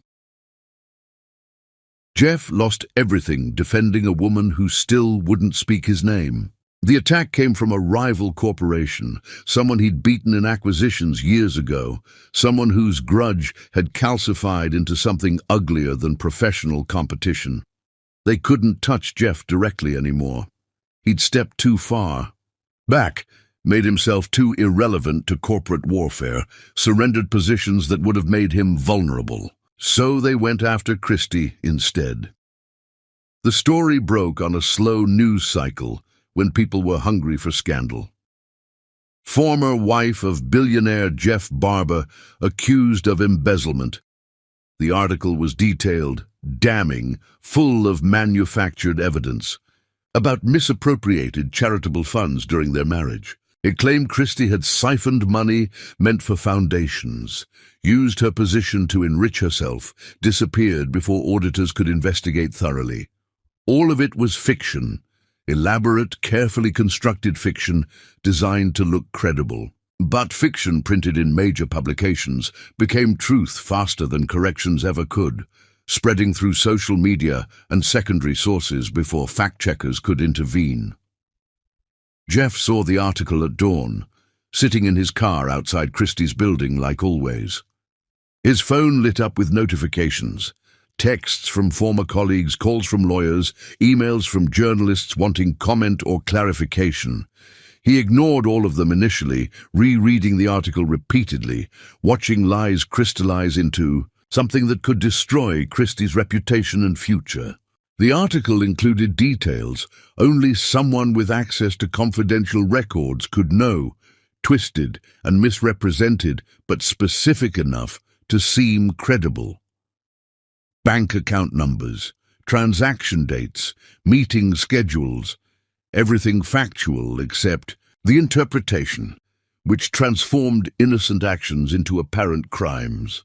His hands were steady as he dialed his legal team, voice cold and precise. "I need a press conference, today. And I need every financial record from my charitable foundation, every transaction log, every audit report, every piece of documentation we have. Full transparency. Send it to every major outlet before noon. No redactions, no privacy concerns, everything." "Mr. Barber, we should craft a careful response. Assess the damage before—" "There's no assessment. There's only correction. The story is a lie designed to hurt someone I already hurt enough. Set it up. Now. I don't care what it costs or what it exposes about me. Just do it." They scrambled, understanding from his tone that argument was pointless. By afternoon, Jeff stood in a conference room facing cameras and reporters who'd written him off months ago as irrelevant, as someone whose breakdown had removed him from circles that mattered. They showed up expecting damage control or desperate denials, got something else entirely. Jeff spoke without notes, voice steady and cold, anger channeled into precision. "Christy Nolan has more integrity in her silence than I had in 8 years of marriage. The accusations against her are fiction designed to hurt me through someone who no longer has any connection to my life. I'm providing complete financial records that prove her innocence. Every transaction, every audit, every piece of evidence that shows these accusations are manufactured lies. Full transparency." He detailed the records his team was distributing simultaneously, showed how every dollar had been accounted for, how Christy had never touched charitable funds, had actually declined compensation she was entitled to receive, had been scrupulous to the point of personal disadvantage. He provided documentation of her integrity that made the accusations look absurd. Then he did something his lawyers had explicitly advised against, something that would open him to legal retaliation and financial consequences. The people making these accusations know their lies. They're using a woman I hurt enough already as ammunition in corporate revenge. So here's my response. Sue me instead. Come after me directly. I'm providing names and evidence of who fabricated these claims. Leave her out of it. She's survived enough damage from being associated with me. I won't let it continue, regardless of what it costs me. He threatened countersuits with specific details that demonstrated he'd done extensive research. Named names of executives involved in the fabrication, exposed the rival firm's tactics, with precision that came from years of corporate warfare, using skills he'd abandoned but could still deploy when necessary. By the time he finished, the room was silent, except for the sound of keyboards as reporters scrambled to rewrite stories, the narrative flipping in real time from Christie's scandal to someone else's malicious deception. It worked. The truth spread faster than the lies had. Major outlets issued corrections within hours. The rival firm's reputation took the hit intended for Christie, their stock price dropping as investors questioned leadership ethics. But revenge cost more than Jeff had calculated. The rival retaliated viciously and systematically. Pulled contracts Jeff still had stake in, killed deals in progress through backroom pressure on mutual partners, leveraged relationships to bleed his portfolio with surgical precision, targeting every remaining vulnerability. Partners who'd been neutral suddenly sided against him, unwilling to risk association with someone embroiled in public conflict. Investments collapsed under coordinated pressure. Property values tanked as buyers mysteriously withdrew. Contracts were cancelled, citing vague concerns about reliability and reputation. The financial bleeding was ruthless and efficient. Within a month, Jeff's wealth had dropped catastrophically. Not poor. He'd never be poor with the assets that remained, but damaged in ways that would take years to recover from, if recovery was even possible. His legal team estimated losses in hundreds of millions, possibly crossing into billions, depending on how long the retaliation continued. They expected him to be devastated, to fight back with equal ruthlessness, to deploy the corporate warfare tactics he'd once mastered. Instead, he seemed relieved, almost lighter. Good, maybe now people will stop confusing money with what matters. Maybe losing most of it will finally teach me what I should have learned when I still had Christie. His assistant, one of the few who'd stayed through everything, looked at him with something like awe mixed with concern. You sacrificed everything for someone who won't even talk to you, someone who might never acknowledge what you did. I sacrificed money. That's not everything. That's barely anything. Most people would disagree. Most people have never lost something that actually mattered. Money is just a measurement system. It doesn't have inherent value. It's only worth what you can exchange it for. And I already learned the things worth having can't be bought. The business press had a field day, articles dissecting his fall, analyzing his mistakes, declaring him a cautionary tale about emotional decisions in business contexts. Every piece focused on financial losses, strategic failures, the price of letting sentiment override logic. None of them understood he'd calculated the cost before making the choice, had known exactly what defending Christie would trigger and done it anyway without hesitation, because some things were worth more than wealth. And protecting the woman he'd failed from additional damage he could prevent ranked higher than maintaining assets he'd never needed in the first place. Christie watched the press conference on her phone, Dolly napping nearby, unaware of the storm happening around her mother's name. She'd seen the original accusation that morning, felt old shame rising, the feeling of being collateral damage in Jeff's world, punished for proximity to power she'd never wanted. Targeted because someone wanted to hurt him, and she was vulnerable. Then she watched him dismantle the lies systematically, watched him expose himself to retaliation without flinching, watched him choose her safety over his own, transform himself into a shield against attacks meant for her. Her hands shook as she set the phone down. She pressed palms to her eyes, breathed through complicated feelings she couldn't name yet, emotions that had no simple category. He was different, unrecognizably different from the man who'd made her invisible, who'd have calculated the cost of defending her and chosen self-preservation instead. This version of Jeff didn't protect himself at others' expense. He absorbed damage meant for someone else without hesitation, without even considering alternatives. But she didn't call, didn't text, didn't reach out to thank him for something she'd never asked him to do, for protection she hadn't requested, just sat in her quiet apartment, watching afternoon light move across walls, whispering to Dolly, who couldn't hear. Your father is learning what should have been obvious from the beginning, that people matter more than anything else. That love means sacrifice without expectation of return. Redemption, she was beginning to understand, wasn't performed on stages for applause. It was bled out in choices no one applauded, in sacrifices made without expectation of recognition, in the slow, painful work of becoming different when no one was watching, except the person you'd harmed most. Jeff was bleeding out his redemption publicly, letting the world watch him pay for defending her name. And Christie, despite every wall she'd built, despite every reason to stay distant and protected, felt something crack in her chest. Not forgiveness. Not yet, but acknowledgement. The beginning of seeing him as something other than the man who'd destroyed her. The first glimpse of who he'd become in the ruins of who he'd been. She picked up her phone again, stared at the paused image of Jeff facing cameras, shoulders straight, despite knowing what his words would cost, expression calm, while setting himself on fire to keep her safe from sparks. Her finger hovered over contacts. His old number was still there, never deleted despite being disconnected. She could find his new number easily enough. Could reach out, could offer something, thanks, acknowledgement, the smallest recognition that she'd seen what he'd done. Her finger moved away.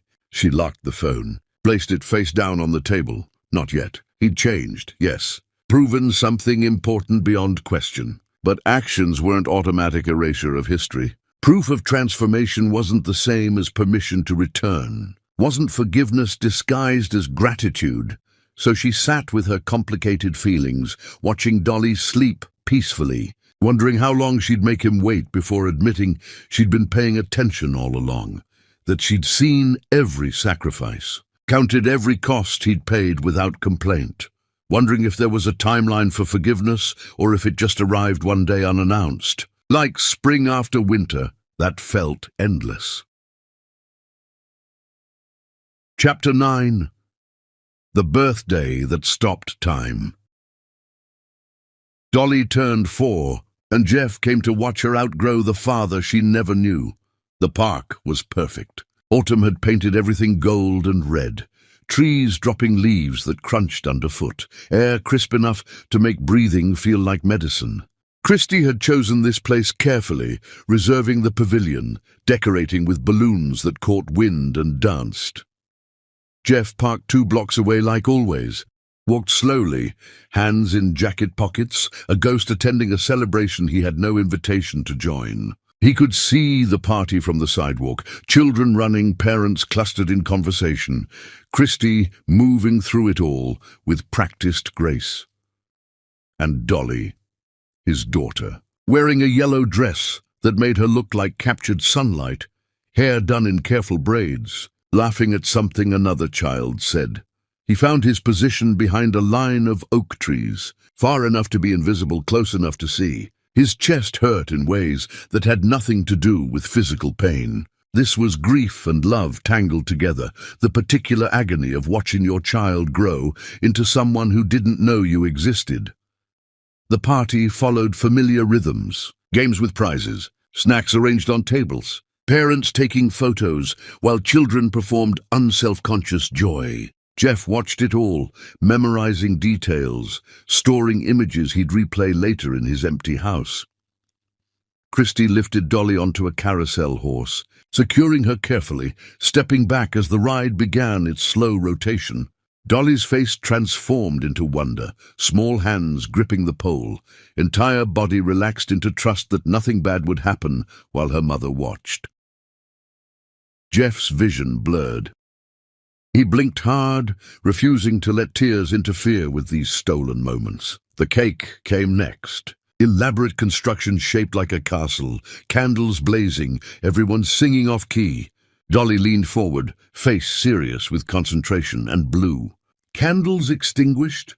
Adults cheered. Children demanded cake immediately. Jeff smiled despite everything. His daughter was happy, surrounded by people who loved her, celebrating in the way children deserved, completely unaware of the man watching from trees who'd give anything to be standing beside her mother, singing those same off-key notes. He'd planned to leave after cake, had promised himself he wouldn't stay too long, wouldn't risk being noticed, wouldn't turn her birthday into something uncomfortable. Just witness it, hold the memory, return to his car and his empty life. He turned to walk away. "Stop, Papa." The voice was small and bright and impossible. Jeff froze mid-step, every muscle locked, brain unable to process what he'd heard. He turned slowly, terrified of what he'd see. Dolly was running toward him, actually running, tiny legs pumping, yellow dress flowing, balloons still clutched in one hand. She was looking directly at him, face determined, moving with the absolute certainty of a child who knew exactly what she was doing. The world narrowed to 7 yards of grass between them. Jeff couldn't move, couldn't breathe, couldn't do anything except watch his daughter close the distance he'd maintained for years. Behind her, Christy's head snapped up, her face drained of color. The entire party went quiet, parents stopping mid-conversation, children pausing their games, everyone turning to watch this small girl chase a man nobody knew. Dolly reached him and crashed into his legs, wrapping both arms around his knees, looking up with eyes that were his mother's and Christie's and somehow entirely her own. "I knew you'd come." Her voice was matter-of-fact, like she'd been expecting him all along, like his presence was inevitable rather than impossible. Jeff couldn't form words. His throat closed around everything he wanted to say, every explanation and apology and desperate expression of love. He managed one word, voice wrecked beyond recognition. "Dolly." She smiled, radiant and uncomplicated. "Mama talks about you. She thinks I'm sleeping, but I hear her. She says you're learning to be better. Are you better now?" So the question destroyed him. He dropped to his knees in grass that smelled like autumn, eye level with his daughter, terrified to touch her, even though she was touching him. "I'm trying." Trying is good. Bumbu says trying matters more than perfect. Behind her, Christie walked toward them slowly, each step weighted with years of pain and protection and the complicated mathematics of forgiveness. She reached them and stopped, standing above where Jeff knelt with their daughter's arms still wrapped around him. Parents at the party whispered. Children watched with open curiosity. The moment stretched, fragile and enormous. Everything balanced on what happened next. Christie looked down at Jeff, at the man who'd bled for her, vanished for her, sacrificed everything for her, and never once demanded credit. Her voice shook when she spoke. "She's been asking about you. Started a few months ago. Where's my papa? Why doesn't he come see me?" I didn't know how to answer. Jeff's hands hovered near Dolly, not quite touching, afraid of breaking whatever spell had brought her to him. "I didn't want to force my way in. Didn't want to cause more damage. You've caused enough damage through absence, Jeff, through trying so hard not to hurt us that you made yourself into a ghost. I thought that's what you wanted. I wanted you to become someone different. You did, but then you stayed away like being different meant being gone." Dolly tugged on Jeff's shirt. "Don't you want to be here, Papa?" The question broke something fundamental. Jeff's carefully maintained composure cracked, tears he'd held for years, finally spilling over. His voice was barely audible. "I want to be here more than I've ever wanted anything. But I don't deserve—" "Stop!" Christie's voice was firm. "Stop deciding what you deserve. Let me decide. Let her decide." She crouched down beside them, creating a triangle, mother, father, daughter, in grass surrounded by witnesses and abandoned party games. Her hand moved to Jeff's shoulder, first touch in years, weight of it nearly unbearable. "You've changed. I've seen it. I've watched you become someone who puts us first even when it costs everything. That matters. It doesn't erase what you did, but it matters." Jeff looked at her through blurred vision, searching for tricks or traps or temporary mercy that would evaporate, found only exhaustion and hope warring in her expression. Dolly solved the problem by wrapping her arms around both their necks, pulling them into awkward proximity, laughing at her own ingenuity. "See, better already." Christie almost smiled, almost. "It's not that simple, baby." "Why not?" "Because people hurt each other and healing takes time. Is Papa still hurting you?" The question made Christie pause. She looked at Jeff, really looked, seeing someone unrecognizable from the man she'd divorced. Someone humbled and present and desperately uncertain. Someone willing to kneel in public grass and let their daughter decide his fate. "No, he's not hurting me anymore. Then he can stay at my party." Jeff started to decline, to insist he shouldn't intrude, to retreat back into the careful distance he'd maintained. But Christie spoke first. "He can stay." 2 words. Permission that felt like forgiveness, even though it wasn't quite that yet. Jeff nodded, unable to speak. Dolly cheered, grabbed his hand, her small palm in his large one, connection that rewired everything, and pulled him toward the party. The other parents watched with confusion and curiosity. Christie followed behind, not explaining, just allowing this strange reunion to unfold. Jeff let Dolly lead him to the cake table, accepted a slice he couldn't eat, stood awkwardly while children asked who he was. "My papa!" Dolly announced with absolute certainty. He was lost, but now he's found. The children accepted this explanation with easy faith. Adults were less certain, but Christie's presence, her quiet permission, made it acceptable. The party resumed slowly. Jeff stayed at the edges, not quite participating, but no longer watching from distance. Dolly checked on him every few minutes, bringing him leaves she found interesting, showing him how high she could jump.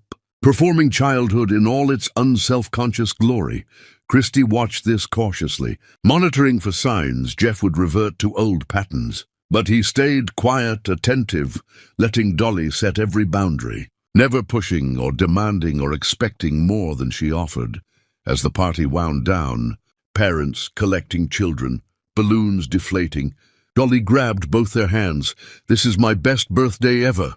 Christie's eyes met Jeff's over their daughter's head. Years of pain and hope and complicated feelings passed between them without words. Finally, Christie spoke. "We need to talk. Not now, not here, but soon. Whenever you're ready. I don't know if I'll ever be ready, but we need to figure out what happens next. Whatever you decide, I'll respect it." She studied him, searching for manipulation or strategy, found only sincerity that looked exhausted from the effort of maintaining itself. "You can walk us to the car." Such a small thing. Permission to walk beside them instead of following from distance. But it felt monumental.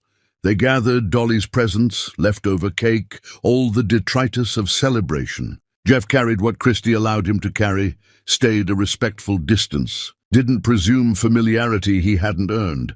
At her car, Dolly hugged him goodbye, face pressed against his stomach, holding on with ferocity that suggested she understood this was important. "See you soon. Papa?" Jeff looked at Christie, asking permission. She nodded once. "See you soon, sweetheart." Dolly climbed into her car seat, already distracted by a toy. Christie closed the door, turned to Jeff, exhaustion and something else in her expression. "Don't disappear again. If we're doing this, if you're going to be present, then be actually present. No more watching from cars. No more ghost money. You're either in her life honestly or not at all. I'll be honest. I promise. I'm not doing this for you. I'm doing it because she deserves a father. And you've finally started becoming one." She got in the car without another word. Drove away with Dolly waving from the back window until they turned a corner and disappeared. Jeff stood in the parking lot as the sun set. Legs weak, heart hammering, everything he'd hoped for suddenly terrifying in its reality. His daughter knew him, had called him Papa, had chosen him in front of witnesses, and Christie had allowed it. Not forgiveness, not reconciliation, but a door opening just slightly, just enough to let possibility in. Jeff walked back to his car slowly, savoring the weight of Dolly's hand in his, the sound of her laughter, the reality that he'd held her again, not in stolen hospital moments, but in daylight with permission. 4 years of watching from distance, of being invisible, of building infrastructure without acknowledgement, and now, maybe, the beginning of something real. He kneeled in grass while a little girl decided his fate, and she'd chosen mercy. Now came the harder part, living up to it, being present honestly, proving transformation wasn't temporary performance, but permanent change. He drove home as night fell, and for the first time since Christie left, Jeff Barber allowed himself to hope. Chapter 10. Whole. Forgiveness didn't arrive with trumpets. It came in a whisper and a trembling hand. The days following the birthday moved slowly. Jeff woke each morning terrified the previous day had been hallucination, that Dolly hadn't called him Papa, that Christie hadn't given permission, that everything would dissolve back into distance and watching from cars. But Christie called. 3 days after the party, her voice careful on the phone. "Dolly keeps asking when she can see you again." "Whenever you allow it." Thursday. The park, 3 o'clock. She hung up before he could respond. Jeff arrived early, sat on a bench, hands shaking. When they appeared, Dolly ran to him immediately, no hesitation, climbing onto his lap like she'd been doing it her whole life. Christy followed slower, sat beside them, keeping distance even while allowing proximity. They stayed an hour. Dolly talked endlessly about everything important to 4-year-olds. Her favorite color, the best dinosaur, why clouds moved but trees didn't. Jeff listened like she was teaching him the secrets of the universe. Because she was. Christy watched silently, evaluating, measuring, searching for cracks in his transformation. Same time next week. Jeff nodded, not trusting his voice. The pattern repeated. Thursdays became sacred, marked on his calendar in permanent ink. Sometimes Christy stayed. Sometimes she left them alone at the playground, watching from her car, trusting cautiously. A month passed. Then 2. Dolly started calling him without prompting, wanting to show him drawings or tell him about school. Jeff kept every picture she gave him, hung them in his empty house until walls were covered with her crayon sunshine. Christy softened incrementally, started asking his opinion on small things, school choices, birthday gifts, the weather, rebuilding trust, one mundane conversation at a time. One evening, Dolly fell asleep against Jeff's chest during a park visit. Christy looked at them, something unreadable crossing her face. She loves you already, completely. I love her more than I knew was possible. That's what scares me. Love isn't enough if behavior doesn't change. I know. Do you? Because you love me too, Jeff, and still managed to make me disappear. The words hit hard. He didn't deflect or defend, just absorbed them. You're right. Love without respect is just words. I understand that now. Christy gathered her things slowly, waking Dolly gently. Before leaving, she turned back. I'm not ready to forgive you. I don't know if I ever will be. But I'm ready to let you be her father. If you can be the parent she deserves, instead of the husband I needed to escape, I'll be whatever she needs. I promise. Don't promise. Just do it. She left. Jeff sat alone on the bench, watching streetlights flicker on, feeling the weight of Dolly's sleeping body still imprinted on his chest. The following weeks moved faster. Dolly had a school performance. Christy texted him the information. Jeff attended, sitting in back, watching his daughter sing off-key with absolute confidence. Afterward, Dolly ran to him, demanding he meet her teacher, proudly announcing, "That's my papa," to anyone who'd listen. Christy stood apart, arms crossed, watching this integration happen. After everyone dispersed, she approached. She talks about you constantly. You've become real to her. I want to be real to both of you. Christy looked away. I don't know what we are, Jeff. Dolly's parents, obviously. But beyond that, we don't have to define it. We can just be present and figure it out slowly. She nodded, relief visible. Slowly is good. I need slowly. Seasons shifted. Autumn became winter. Jeff spent holidays alone, but video called with Dolly, watching her open presents he'd sent but signed from anonymous givers. Christy allowed these small intrusions, this gentle integration of his presence into their established life. New Year arrived quiet. Jeff stood on his porch watching fireworks, phone in hand. It rang as midnight struck. Christy's name on the screen. Dolly wanted to say, "Happy New Year." His daughter's voice came through, sleepy and happy. "Happy New Year, Papa." "Happy New Year, sweetheart. Did you stay up late?" "So late." "Mama let me have 2 cookies." "That's very exciting." "I love you, Papa." The words stopped his heart. First time she'd said them. He pressed the phone closer, blinking hard. "I love you too, Dolly, so much." Muffled sounds. Christy's voice in background, then clearer as she took the phone back. "She's falling asleep." "I should go." "Christy." "Yes." "Thank you for letting me be part of her life, for giving me this chance." Silence stretched. Then quietly, "You're welcome." She hung up. Jeff stood in cold air, tears freezing on his face, feeling more complete than he had in years, despite the distance still separating them. Spring came with its sudden warmth. Dolly's birthday approached again. Christy called, voice different somehow. "She wants you at her party. Actually at it this time. Not watching from trees. I'd like that. Jeff," she paused, gathering words. "You've been consistent, present. You've shown up every time and never pushed for more than I was ready to give. That matters. I meant what I said. About being different. I know. I can see it." The party day arrived bright. Jeff showed up with decorations, helped hang streamers, inflated balloons until dizzy. Dolly supervised, directing them like a tiny general. Christy worked beside him, close enough their hands brushed accidentally, neither pulling away. Guests arrived. This time, when Dolly introduced him as Papa, other parents nodded recognition. He'd become expected rather than surprising, part of the landscape of her life. During cake, Christy stood beside him, shoulders nearly touching. Dolly blew out candles, face serious with concentration, made a wish she wouldn't share. Later, after guests departed, they cleaned up together. 3 of them moving through familiar rhythms, trash collected, tables wiped, balloons tied for Dolly to take home. Ordinary and miraculous. Dolly yawned, rubbing her eyes. "Papa, will you read me a story?" Jeff looked at Christy, asking permission. She nodded, something soft in her expression. Inside the apartment, Jeff finally saw where they lived. Modest, warm, filled with Dolly's artwork and photos. Christy led him to Dolly's room, walls painted yellow, bed covered in stuffed animals. Dolly climbed under covers, patting the space beside her. Jeff sat carefully, opened the book she handed him, began reading. His voice cracked on the first words but steadied. By the end, she was asleep. He stood quietly. Christy waited in the doorway, watching him with unreadable expression. They walked to the living room. He expected her to ask him to leave. Instead, she sat on the couch. "Stay for a minute. We need to talk."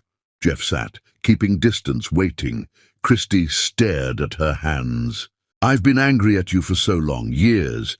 Even when you started changing, I held on to that anger because it felt safer than risking trust. You had every right. Let me finish." She looked up. "You hurt me deeply, made me feel invisible and small and worthless in my own marriage. I left because staying was killing who I was. And I was right to leave." Jeff nodded, throat tight. "But you've changed, really changed. You've been present for Dolly without demanding anything from me. You've respected my boundaries. You've proven transformation wasn't performance." She took a shaky breath. "And I'm tired of punishing the person you used to be when he doesn't exist anymore." Christy, "I'm not saying everything is fixed. I'm not saying we're suddenly perfect. But I'm saying maybe we can try, slowly, carefully, see if there's something worth rebuilding." Jeff's vision blurred. "I don't deserve—" "Stop saying that. You've earned this chance. Through years of consistency and respect and becoming someone different. So stop apologizing and just be here." She reached across space between them, hand extended. Jeff stared at it, at this offering of connection, of possibility. He took her hand carefully, feeling warmth and strength and years of hurt finally starting to heal. "I'll be here, however you need me, for as long as you'll allow it." Christy squeezed his hand once. "Then stay. Not tonight, not yet. But stay in our lives. Be Dolly's father, honestly. And maybe eventually, we figure out what we are beyond that." "I'd like that." They sat holding hands while evening deepened outside. Dolly slept peacefully in the next room. And for the first time since Christy left, Jeff felt like he'd come home. Not to a building or possessions or the life he'd destroyed, but to the people who mattered, the family he'd nearly lost forever, the future he'd have to earn with every choice going forward. Some loves don't survive divorce, but the ones that do get built on ruins, stronger than anything that came before, made of truth instead of performance, respect instead of assumptions, presence instead of promises. Jeff stayed until late, talking quietly with Christy about everything and nothing. When he finally left, she walked him to the door, didn't pull away when he kissed Dolly's forehead goodbye. The door closed gently. Jeff walked to his car under stars that seemed brighter. And though the road ahead was uncertain, though healing would take time, though nothing was guaranteed, he was finally whole enough to walk it honestly, finally present enough to deserve the chance, finally changed enough to be the father Dolly needed, and the man Christy could maybe eventually trust with her heart again.